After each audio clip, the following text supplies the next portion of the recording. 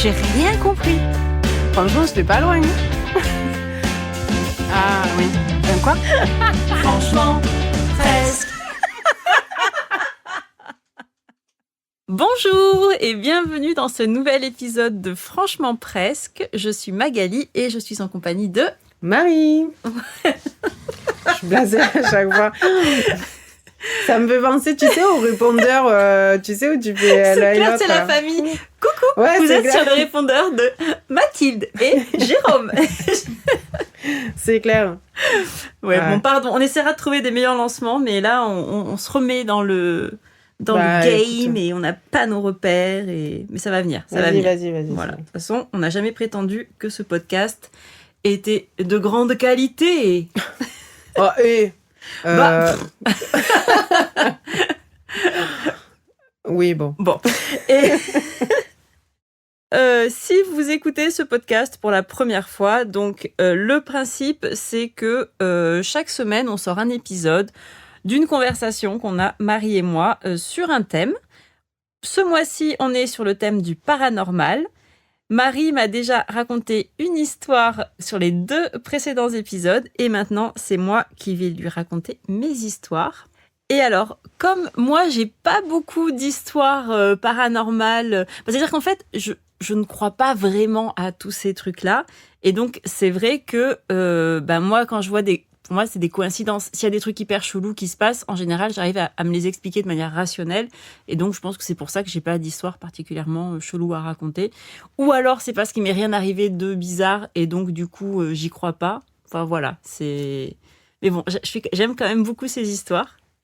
Quoi qu'il en soit, pour avoir quand même des trucs à raconter, je suis allée sur le forum Reddit où il y a pas mal de fils sur des thématiques, des actualités, etc. Et notamment, je suis tombée sur un sujet qui s'appelait « Pour les personnes qui ne croyaient pas aux fantômes et qui y croient maintenant, quelle expérience vous a fait changer d'avis ?» Ah. Et je pourrais y aller, du coup. Hein? Je pourrais y aller, ouais, du coup. Tu pourrais. Enfin, quoi, sauf que... Toi, moi, j'y crois déjà. Ouais, voilà. Ça marche pas. Du coup, ça m'interpellait pas mal. Donc, c'est un post qui a été fait il y a 6 ans. Et donc, du coup, il y a pas mal de gens qui ont répondu. Et la personne est morte depuis. Voilà. On ne sait pas. Et on ne sait pas de quoi, d'ailleurs. Donc, c'est... Voilà. C'est... Ouais. Non, mais là, la personne qui posait la question, c'est pas elle qui a initié les posts. C'est d'autres personnes qui ont répondu et qui ont partagé l'expérience qui leur avait fait changer d'avis sur ces histoires de fantômes. Donc, j'en ai sélectionné quelques-unes que je trouvais chouettes à te raconter. Donc, il y a celle de l'utilisateur ou utilisatrice Bangkok Dangerous 98 qui nous raconte une histoire qui s'est passée à Macungie. Donc, c'est apparemment à 1 heure au nord de Philadelphia. Donc, je vais lire son post qui a été traduit parce qu'à l'origine, c'était en anglais. Alors, j'ai grandi dans une famille très scientifique. Je n'ai jamais vraiment su ce que mon père pensait des fantômes, mais comme on n'en parlait jamais, ça n'avait pas vraiment d'importance. Un jour, quand j'étais au lycée, nous étions en train de dîner et j'ai décidé de demander à mon père de me parler de notre ancienne maison, celle dans laquelle nous avions emménagé quand j'étais encore bébé. Il m'a alors raconté une histoire. Apparemment, quand nous avons emménagé dans cette maison, nous y avons vécu environ 1 semaine avant de commencer à recevoir des cadeaux 1 fois par semaine. Chaque vendredi matin, m'a dit mon père, il y avait une sorte de cadeau fait à la main, posé sur la cheminée du salon. Déjà... Alors, moi déjà, Alors, ne déballez pas. On repart. C'est bon. Allez, on vivra dans le camion de déménagement, c'est pas grave. Ah non, bah non. C'est pas fini. Mais tu sais pas ce que je te prépare, Marie. Donc, mon père était assez effrayé par cette situation, car nous étions les seuls à avoir les clés de la maison et l'ancien propriétaire était parti vivre dans un autre état très loin. Il a donc prévenu la police locale, qui a décidé de surveiller la propriété chaque jeudi soir pour tenter de prendre en flagrant délit un intrus. Parce que c'était l'hypothèse du départ. Mais ils n'ont jamais attrapé personne et évidemment, les cadeaux continuaient d'apparaître. Finalement, mon père m'a dit qu'ils avaient abandonné la surveillance policière et, ne sachant plus quoi faire, il s'est tourné vers notre église locale. Au bout d'un moment, un prêtre est venu bénir la maison et à partir de là, nous avons cessé de recevoir les cadeaux. Ce qui m'a vraiment mis mal à l'aise dans cette histoire, c'est que mon père n'a jamais cru aux fantômes et qu'il n'a pas une seule fois mentionné qu'un fantôme pouvait être à l'origine de ces cadeaux. Pour lui, c'était une blague, un intrus. C'est un ingénieur, donc il essaie toujours d'expliquer rationnellement les histoires paranormales des gens. Mais cette fois-là, il était 100% sérieux.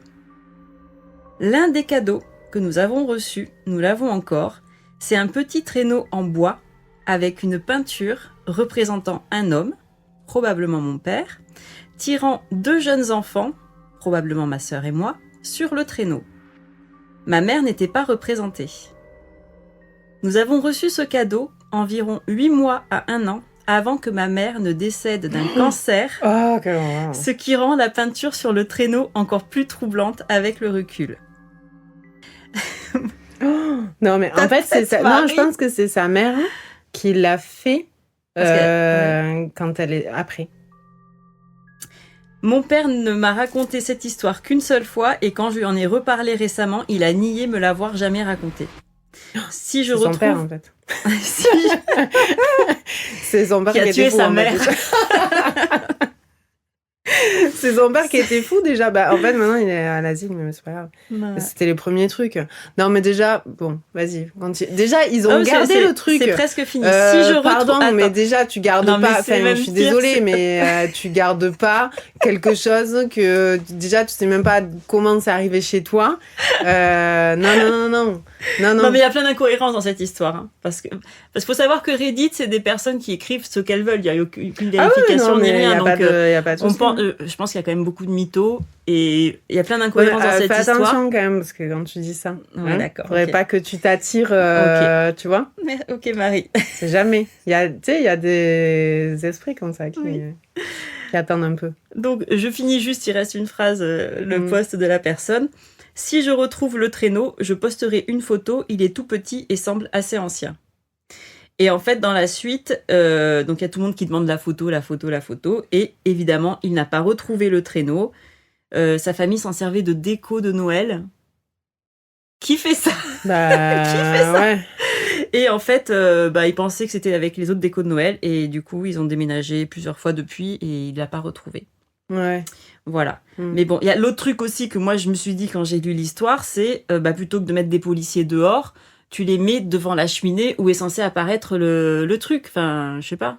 Non? Tu sais que il y a un gars qui s'est rendu compte que dans sa maison, je crois, il y a une meuf qui vivait... Oui. Tu l'as vu? Ouais, non, mais il y a plein d'histoires comme ça, où des gens qui vivent dans le grenier, ou qui vivent dans les faux murs, dans les apparts. Et donc, la nuit, il a mis des... Parce qu'il s'est rendu compte... Ah oui, j'ai vu la vidéo. Ah, mais tu toi qui me l'as envoyé, je crois. Bah, c'est possible. Elle m'envoie des vidéos où tu vois, c'est une vidéo en noir et blanc. Le mec, tu le vois qui va se coucher et tout. Ouais. Et il y a une meuf qui sort du haut du placard, de sa cuisine, et qui descend, et qui ouvre le frigo, qui fait son petit snack, et qui repart. Ah ouais, non, mais... C'est horrible. T'imagines? Je pense que c'était ça, hein. C'était un artiste en fait qui vivait dans le, tu vois. Il y a plein d'explications très logiques avant de sauter sur le fantôme. Quoi. Mais quand même, moi je garde pas un truc comme ça. Hein. Enfin, même s'il est très beau, hein. Parce que bon, je veux dire, déjà il y a la qualité du truc. Mais ouais, parce que déjà c'est un petit traîneau en bois avec une peinture dessus où tu arrives à identifier les gens qui sont eux-mêmes sur un traîneau. Bon, enfin bon, bref. J'ai une autre histoire, Marie, et c'est celle-là que j'avais hâte de te raconter. Alors, cette fois, c'est une histoire de Mushroom Gorge, qui dit « Quand j'étais au lycée, je travaillais dans un centre qui organisait des fêtes d'anniversaire pour enfants. L'endroit ressemblait à un immense gymnase où on donnait aussi des cours de gymnastique et de danse. Un jour, en arrivant au travail, l'une de mes collègues, qui est très spirituelle et très croyante, était complètement bouleversée. Pendant son cours de gymnastique ce matin-là, un des enfants avait levé les yeux vers le plafond sans bouger. Quand elle lui avait demandé ce qu'il faisait, il avait simplement répondu « Il y a un petit garçon là-haut, en pointant du doigt le plafond. Attends, mais c'est un enfant de quel âge, on sait? Non, on ne sait pas. Non. Moi, je pense que si maintenant je redevenais enfant, je ferais ça. Tu ferais des blagues. Ouais. Attends, c'est pas fini. Ça serait tellement mieux. Je me marrerais. Attends. Donc, du coup, la personne continue son histoire. Étrange, certes, mais bon, les enfants ont parfois de drôles d'imagination. Plus tard dans la journée, 2 autres filles qui travaillaient sur une fête avant la mienne sont sorties du gymnase visiblement secouées. 2 jumelles de 5 ans étaient descendues d'un toboggan, puis s'étaient arrêtées net, les yeux rivés au plafond. Elles aussi avaient dit qu'il y avait un petit garçon là-haut, exactement au même endroit que celui indiqué par l'enfant du matin. Et en fait, il y avait vraiment un petit garçon. Attends. Nous sommes tous allés inspecter le plafond. Rien d'anormal, juste un plafond gris typique d'un entrepôt. Mais à ce moment-là, l'ambiance était devenue franchement étrange. Pendant ma fête à moi, plus tard, je poussais un petit garçon sur la grande balançoire installée dans le gymnase. Lui aussi s'est mis à fixer le plafond. Et là, droit dans les yeux, il m'a dit « Hey, il y a un petit garçon là-haut !» Nous avons tout raconté à nos collègues et à nos responsables. 3 histoires vécues le même jour par des enfants de classes et de fêtes différentes, tous voyant un petit garçon au plafond. Le lendemain, entre 2 fêtes, le gymnase était vide. Des caméras permettent aux parents, depuis le hall d'accueil, de regarder leurs enfants jouer à l'intérieur. Ah là là. Notre responsable est venu nous chercher, l'air intrigué, en disant « Venez voir ça, les gars !» Il y a un petit garçon. Attends. Nous sommes sortis de la salle de pause et avons regardé l'écran qui diffusait les images en direct du gymnase, qui était vide. Mhm. Et la grande balançoire se balançait doucement, toute seule. Il n'y avait personne dans le gymnase. Oui, bon.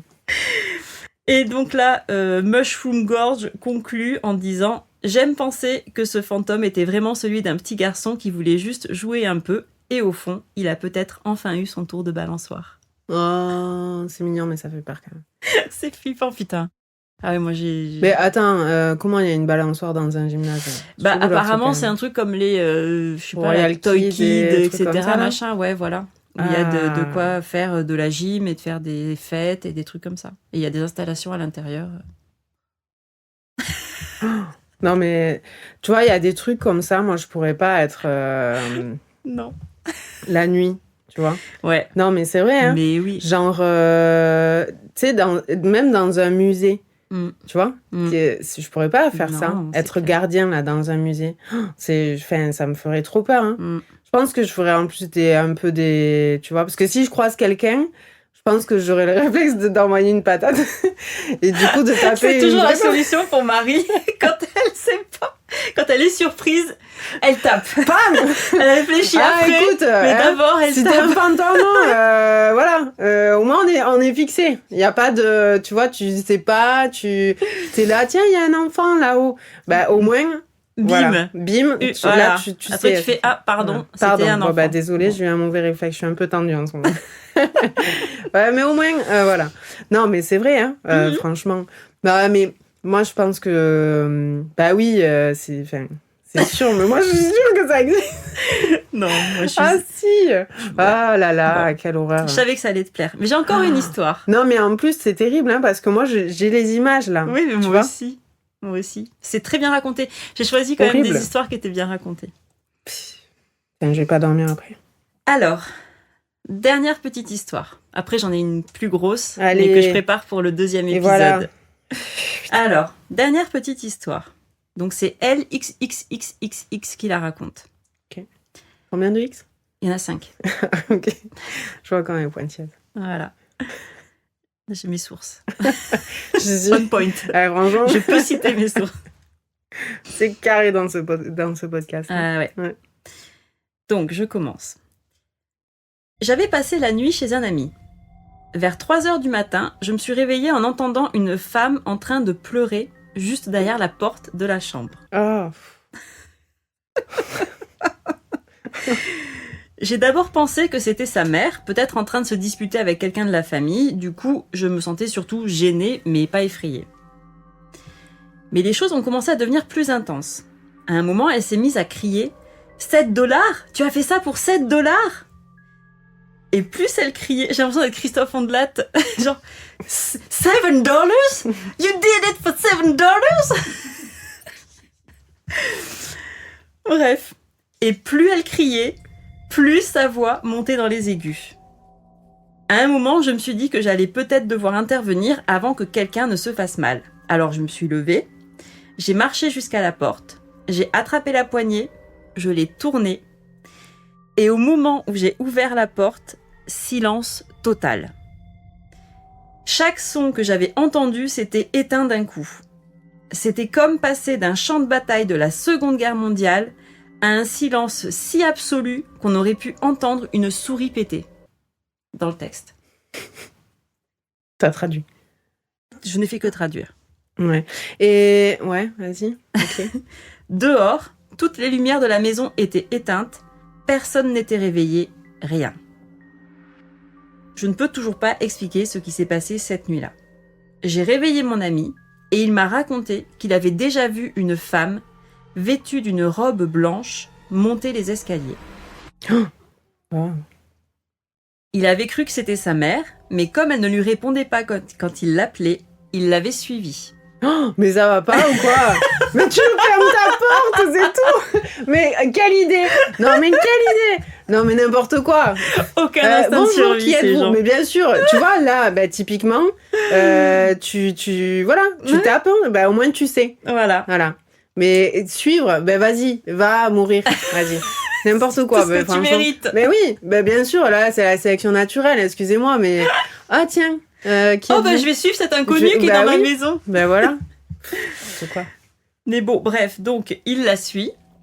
Arrivée en haut, elle avait tourné au coin du couloir et elle avait disparu. Ah, non mais non. Voilà. Plus tard, plusieurs années plus tard, le jour où ils ont déménagé de cette maison, sa cousine et sa sœur sont arrivées à la nouvelle maison après être retournées chercher quelques affaires dans l'ancienne. Mhm. Elles ont raconté à tout le monde qu'en partant, elles avaient juré avoir vu une femme en robe blanche se tenant à la fenêtre de l'étage. Le plus étrange, c'est que moi et mon ami n'avions jamais parlé de nos histoires à personne. Alors quand sa cousine et sa sœur ont raconté ce qu'elles avaient vu, elles n'avaient aucune idée de ce que nous, on avait vécu. Mhm. C'est la fin de l'histoire. Ouais, bah écoute. Hein. Voilà. Hein. Bah, donc du coup, cette maison était hantée. Voilà. Tout par une dame avec une robe blanche à 7 $. À 7 $. Je trouve que c'était pas... pas franchement, c'est pas cher payé.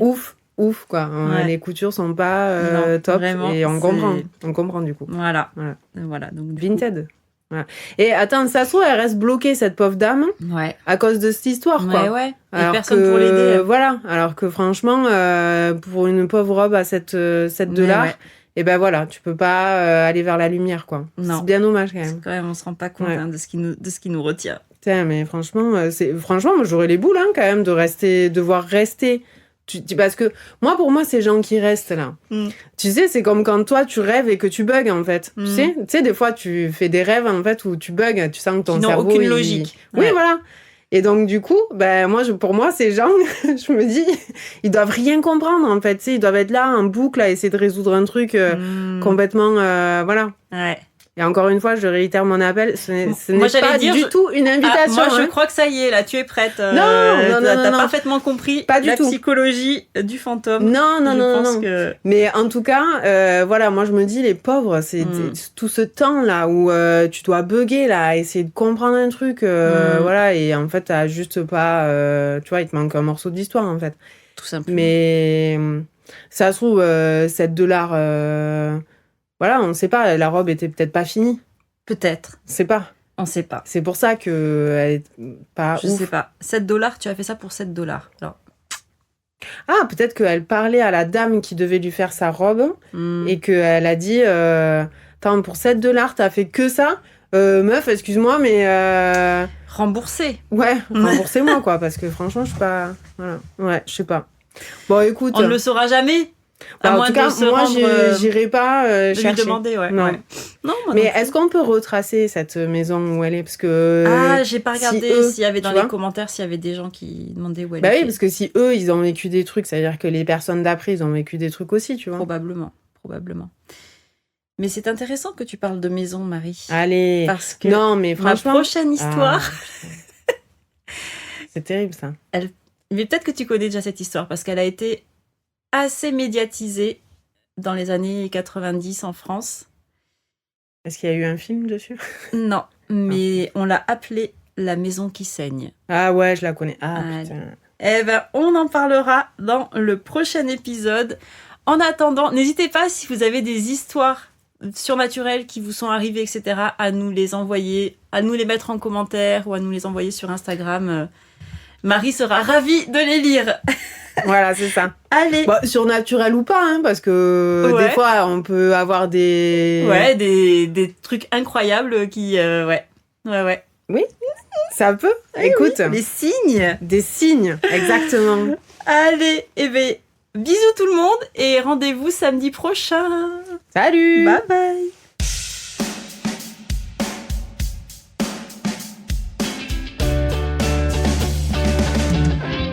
Presque.